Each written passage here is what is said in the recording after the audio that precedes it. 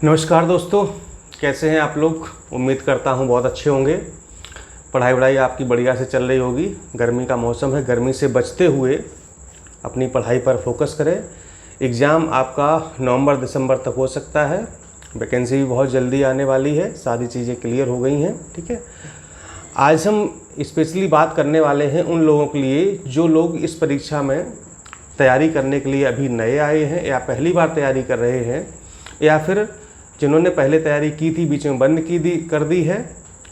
तो वो सब अभ्यर्थी जिनको इस एग्ज़ाम के बारे में पता नहीं है या पता है भी, पूरा डीप नॉलेज नहीं है कि इस एग्ज़ाम का पैटर्न क्या होता है, प्रोसीजर क्या होता है समीक्षा अधिकारी, सहायक समीक्षा अधिकारी का, आरओ का, तो इसका प्री एग्ज़ाम कैसे होता है, मेंस कैसे होता है, ये सारी चीज़ें हम आज से डिस्कस करने वाले। पूरा पैटर्न बताएंगे कि जो सिलेक्शन का प्रोसीजर है, एग्ज़ाम का जो पैटर्न है वो कैसा होता है, कैसे प्रश्न पूछे जाते हैं। ठीक है, फिर एक वीडियो हम आपको बनाएंगे अलग से पूरे पाठ्यक्रम के लिए, जिसमें हम आपको प्रारंभिक परीक्षा और मुख्य परीक्षा का पूरा पाठ्यक्रम बताएंगे कि क्या क्या उसमें होता है। ठीक, आज हम बात करेंगे इसके एग्ज़ाम पैटर्न की और सिलेक्शन प्रोसीजर की, कि सिलेक्शन कैसे होता है, कौन कौन से एग्ज़ाम होते हैं, किसके नंबर जुड़ते हैं, कौन से नंबर नहीं जुड़ते हैं, कौन सा क्वालिफाइंग होता है और किन नंबरों पर के आधार पर मेरिट बनती है। ठीक, चलिए तो पहले हम प्रारंभिक परीक्षा की बात करते हैं। तो समीक्षा अधिकारी, सहायक समीक्षा अधिकारी जो प्रारंभिक परीक्षा है वो एक साथ होती है, दोनों का एग्जाम एक साथ होता है। ठीक है, आरओ की कट ऑफ थोड़ा ज़्यादा जाती है, एआरओ की कट ऑफ थोड़ी सी कम जाती है। ठीक है, और इसमें जो पेपर होते हैं प्रारंभिक परीक्षा में, दो पेपर होते हैं। एक सामान्य अध्ययन का पेपर होता है और दूसरा होता है आपका सामान्य हिंदी एवं व्याकरण का। ठीक है, जो सामान्य अध्ययन का पेपर होता है उसमें 140 क्वेश्चन पूछे जाते हैं। 140 जीएस में, सामान्य अध्ययन में 140 प्रश्न पूछे जाते हैं। प्लस जो दूसरा पेपर होता है हिंदी का, उसमें 60 प्रश्न पूछे जाते हैं हिंदी के। ठीक है, इसमें प्रत्येक प्रश्न 1 नंबर का होता है, यानी कि 140 जीएस पूछे गए हैं तो 1 नंबर का हो गया, 140 नंबर का जीएस हो गया। 60 क्वेश्चन हिंदी के पूछे जाते हैं, 1 नंबर का 1 क्वेश्चन, तो 60 नंबर आपके हिंदी हो गए। दोनों को अगर मिला दें तो जो प्रारंभिक परीक्षा है वो आपकी 200 नंबर की हो जाती है, 200 नंबर की। ठीक है, 140 नंबर का जीएस और 60 नंबर की आपकी हिंदी हो जाती है। ठीक है, जीएस में वही history, geography, polity, economics, science, UP special, current affairs, जनगणना, बजट, इकोनॉमिक सर्वे, ये सारी चीज़ें पूछी जाती हैं। ठीक है, और मैथ रीजनिंग के करीब 10 या 12 क्वेश्चन होते हैं 140 में। ठीक है, इसके अलावा जो 60 नंबर की हिंदी होती है उसमें 6 टॉपिक होते हैं आपके। विलोम शब्द, तद्भव तत्सम, विशेषण विशेष, वर्तनी शुद्धि, वर्तनी एवं वाक् शुद्धि। ठीक है, पर्यायवाची और आपके अनेक शब्दों के लिए एक शब्द। ठीक है, ये 6 टॉपिक होते हैं। प्रत्येक टॉपिक से आपके 10-10 क्वेश्चन आते हैं। ठीक है, कितने 10-10, तो 10 का 60, 6 टॉपिक होते हैं। दोनों एग्ज़ाम ऑब्जेक्टिव होते हैं, यानी कि आपको टिक लगाना होता है, लेकिन दोनों में नेगेटिव मार्किंग होती है।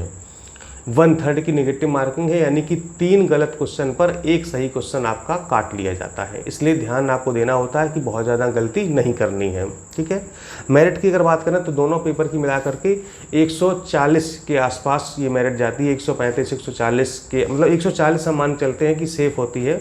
अगर आपके दोनों पेपर मिला करके, जीएस और हिंदी के पेपर मिला करके 140 नंबर आते हैं तो समझिए कि आप लगभग क्वालिफाई कर जाते हैं। ठीक है, ये तो हो गया आपका प्रारंभिक परीक्षा का पैटर्न। 2 पेपर जीएस और हिंदी के, 140 प्लस 60, 200 नंबर का पूरा।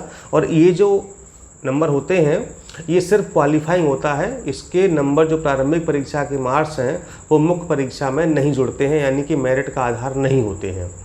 जो मेरिट बनती है वो सिर्फ मुख्य परीक्षा के आधार पर ही मेरिट का निर्माण होता है और उसी के आधार पर फाइनल सिलेक्शन आपका होता है। ठीक, प्रारंभिक परीक्षा होगी। अब आते हैं मुख्य परीक्षा में। ठीक है, तो मुख्य परीक्षा में आपके होंगे 3 पेपर, या आप कह सकते हैं कि 4 पेपर आप मान लीजिए। ठीक, 4 मान लीजिए ओवरऑल।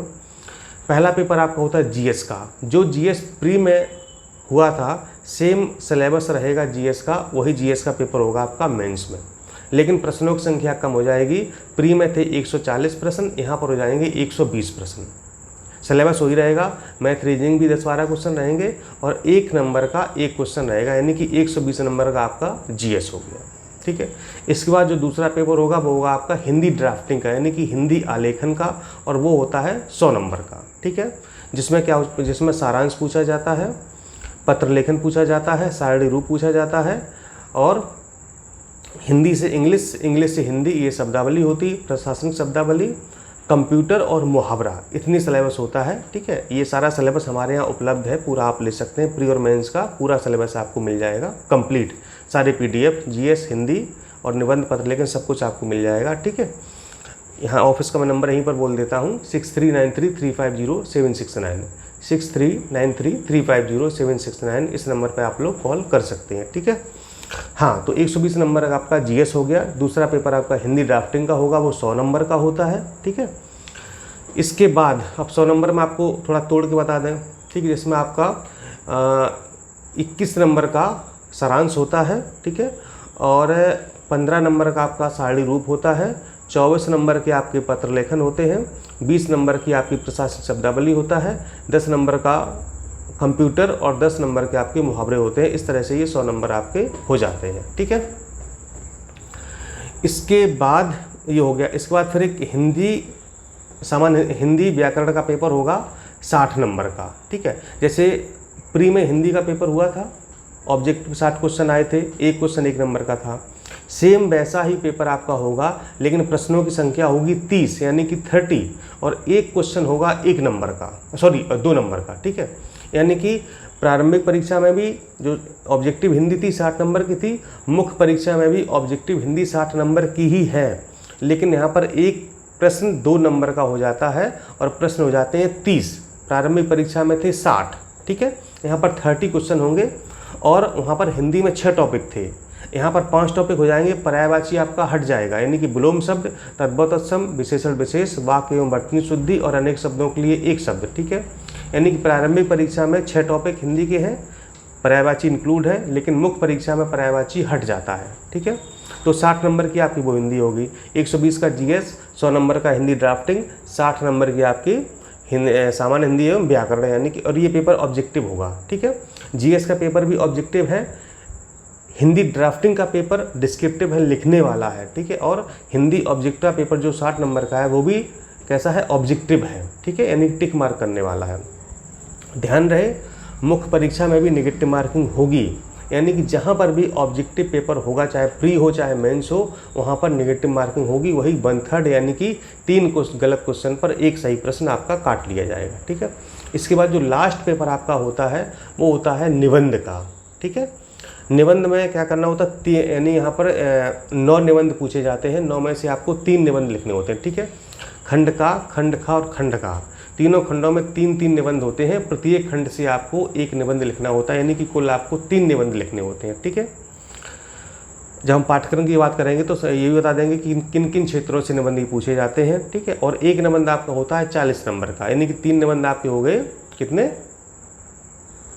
120 नंबर के, ठीक है। और समय कितना मिलेगा, 3 घंटे का, हाँ ठीक। हाँ, समय भी आपको बता दें, मुख्य परीक्षा में जो 120 नंबर का GS का पेपर है 2 घंटे का समय मिलेगा, ठीक है।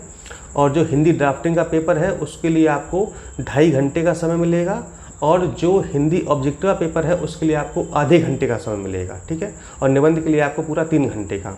लेकिन ध्यान रहे कि हिंदी ड्राफ्टिंग और हिंदी जो सामान्य हिंदी वाला पेपर है वो दोनों एक साथ होंगे, यानी कि सुबह की मीटिंग में, मैं मेंस की बात कर रहा हूँ, सुबह की मीटिंग में आपका GS हो जाएगा, ठीक है। शाम की मीटिंग में क्या होगा कि आपका पहले हिंदी ड्राफ्टिंग का पेपर होगा, ठीक है। जैसे ही 2.5 घंटे खत्म होंगे आपकी वो वाली कॉपी ले ली जाएगी और आपको उठने नहीं दिया जाएगा, वहीं पर आप बैठे रहेंगे, यानी हिंदी ड्राफ्टिंग वाली कॉपी ले करके वहीं सेम टाइम पर आपको हिंदी ऑब्जेक्टिव वाला पेपर दे दिया जाएगा, ठीक है। यानी कैसा नहीं, मतलब आप बाद में आए वो, यानी कि 3 घंटे का पेपर लगातार होगा, लेकिन 2.5 प्लस आधे घंटे, इस तरीके से पेपर होता है, ठीक है। तो हिंदी ड्राफ्टिंग का पेपर जैसे ही 2.5 घंटे में खत्म हुआ, आपसे कॉपी ले ली गई, जमा करा ली गई, ठीक है। ऐसा नहीं मतलब कि आपको दोनों पेपर साथ में करने, नहीं, हो सकता है आप इधर छूट रहा हो उसमें कवर कर लें, क्योंकि जो हिंदी ऑब्जेक्टिव वाला पेपर होता है वो मुश्किल से 15 से 20 मिनट में हो जाता है, ठीक। फिर आप बैठे ही रहते हैं, हालांकि टाइम उसका आधे घंटे है, ठीक है। लेकिन वो दोनों एक साथ होंगे, रनिंग में होंगे, लेकिन वो टुकड़ों में होंगे, 2.5 प्लस आधा घंटा, समझ गए ना। इसके बाद अगले दिन क्या होता है, आपका जो है मॉर्निंग यानी कि सुबह की मीटिंग में आपका निबंध का पेपर हो जाता है, 3 घंटे का होता है। तो मुख्य परीक्षा वो 2 दिन में आपकी समाप्त हो जाती है, ठीक है। सैटरडे संडे या संडे मंडे में जो भी दो दिन होते हैं, 2 दिन में आपकी समाप्त हो जाती है, ठीक। ऐसी प्रारंभिक परीक्षा में जो जीएस का पेपर होता है उसके लिए 2 घंटे का समय मिलता है, और जो हिंदी का पेपर होता है उसके लिए 1 घंटे का आपको समय मिलता है, ठीक। तो मेंस में आ जाते हैं। चूँकि प्री तो क्वालिफाइंग है, मेंस के आधार पर मेरिट बनेगी। तो 120 जीएस का, 100 नंबर हिंदी ड्राफ्टिंग का, 60 नंबर आपका हिंदी ऑब्जेक्टिव का, और 120 नंबर आपका किसका, निबंध का। टोटल आप जोड़ेंगे आपको 400 नंबर का टोटल मिलेगा। यानी कि मुख्य परीक्षा हमारी 400 नंबर की होती है, और इन्हीं 400 नंबर के आधार पर आपकी मेरिट का निर्माण होता है, और इसी के आधार पर आपका फाइनल सिलेक्शन होता है। इंटरव्यू इसमें नहीं होता है, ये भी ध्यान रहे, ना आरओ में ना एआरओ में। और आरओ में इस समय कोई भी टाइपिंग नहीं होगी, लेकिन एआरओ के लिए आपको टाइपिंग देनी पड़ेगी, ठीक है। और फिलहाल कुर्ती 10 पर ये टाइपिंग होती है, 25 शब्द प्रति मिनट हिंदी में आपको टाइप करना होता है। ये कंपलसरी है, एसेंशियल है। अगर आपको इंग्लिश टाइपिंग भी आती है तो इंग्लिश टाइपिंग भी आप कर सकते हैं, तो प्रेफरेंशियल होगा। वहाँ पर आपको इंग्लिश टाइपिंग भी अगर आती है तो आपको थोड़ा फ़ायदा हो सकता है कि मान लो जहाँ पर 2 कैंडिडेट हैं, जहाँ पर सिर्फ एक ने हिंदी टाइपिंग की है और दूसरे ने हिंदी और इंग्लिश दोनों टाइपिंग की है, तो भले ही दोनों के नंबर सेम है, लेकिन हिंदी इंग्लिश जो दोनों टाइपिंग कर लेता है उसको प्रेफरेंस दिया जाएगा, ठीक है।